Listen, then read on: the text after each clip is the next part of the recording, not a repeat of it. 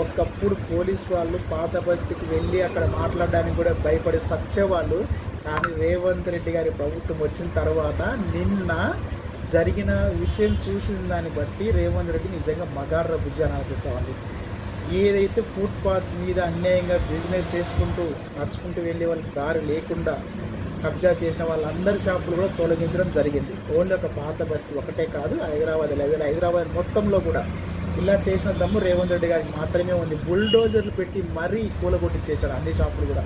కానీ అక్కడక్కడ గొడవలు అవుతున్నాయి, అవి కూడా ప్రజలు అర్థం చేసుకోవాలి, ప్రభుత్వాన్ని మెచ్చుకోవాలి. ఈ విషయంలో మన కోసం గట్టిగా నిలబడ్డాడు రేవంత్ రెడ్డి అన్న. అంతే కదా మరి, నడుచుకుంటూ వెళ్ళే దారిని వాళ్ళు కబ్జా చేసి వాళ్ళ వ్యాపారాల కోసము మన అందరినీ కూడా ఇబ్బంది పెడతా ఉన్నారు. ఎక్కడైనా షాప్ దగ్గర 2 నిమిషాలు ఆగితే జావ్ అంటారు, ఏదో వాళ్ళ అబ్బా సొమ్మైనట్టు. అక్కడ ఆ ప్లేసు బండి కూడా పార్కింగ్ చేయలేరు. ఎంత ఇబ్బంది పెట్టేవాళ్ళు అంటే ప్రజల్ని ఫుట్పాత్ మీద బిజినెస్ చేసుకునే వాళ్ళు నిజంగా ఎంత టార్చర్ పెట్టేవాళ్ళు అంటే అలాంటి వాళ్ళ షాపులు కూలగొట్టడంలో ఎలాంటి తప్పు లేదు. మీరు అనుకోవచ్చు చిరు వ్యాపారుల మీద ఇలా ప్రతాపం ఏంటి అని. చిరు వ్యాపారులు అయితే ఏముంది, అన్యాయంగా ఫుట్పాత్ మీద బిజినెస్ చేసుకోవడం తప్పు కాదా? అంటే మనం నడుచుకుంటూ వెళ్ళే దారిలో బిజినెస్ చేయడం తప్పు కాదా? అంటే ఆ దారిలో వెళ్ళకుండా కింద నడుచుకుంటూ వెళ్తే అక్కడ యాక్సిడెంట్ జరిగి చనిపోతున్నారు. దానికి రెస్పాన్సిబిలిటీ ఎవరు? ఫుట్పాత్ మీద బిజినెస్ చేసుకునే వాళ్ళదే కదా. మరి వాళ్ళు ఏమైనా డబ్బులు ఇస్తారా? అక్కడ చనిపోయిన వ్యక్తి వాళ్ళ వల్లనే కదా. అదే ఫుట్పాత్ ఖాళీగా ఉంటే దాని మీద నడుచుకుంటూ వెళ్తే ఎలాంటి యాక్సిడెంట్ జరగవు.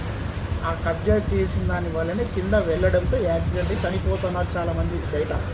అది రేవంత్ రెడ్డి గారి దృష్టికి వెళ్ళింది కాబట్టి ఈరోజు నిన్న మొత్తం కూడా బుల్డోజర్ పెట్టి కూలగొట్టించేశాడు. పాత బస్తీలు కూడా కూలగొట్టించాడు. ఎక్కడ కూడా భయపడలేదు. ఒక్కోడికి నా కొడుకు కూడా భయపడకుండా ముందడుగు వేసి ఆయన ధైర్యంతో సాహసం చేసి కూలగొట్టించేశాడు. Thank you very so much అన్న. నీ గురించి తక్కువ అంచనా వేసిన నా కొడుకులందరూ కూడా నీ టాలెంట్ ఏందో చూపించావు, నీ పవర్ ఏందో చూపించావు అన్న. నువ్వు ఇలాగే ఉండు, ఎక్కడ కూడా తగ్గక. నా కొడుకు కూడా భయపడకు. నువ్వు ఒక సీఎం అని మాత్రం మర్చిపోకన్నా, ఓకేనా?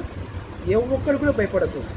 నువ్వు న్యాయంగా పని చెయ్యి, ఏ ఒక్కడికి భయపడద్దు. అన్యాయంగా మాత్రం చేయకు.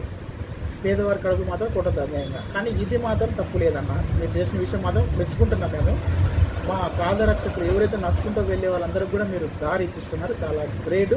దీనివల్ల చాలా యాక్సిడెంట్లు కూడా ఆగిపోతాయి.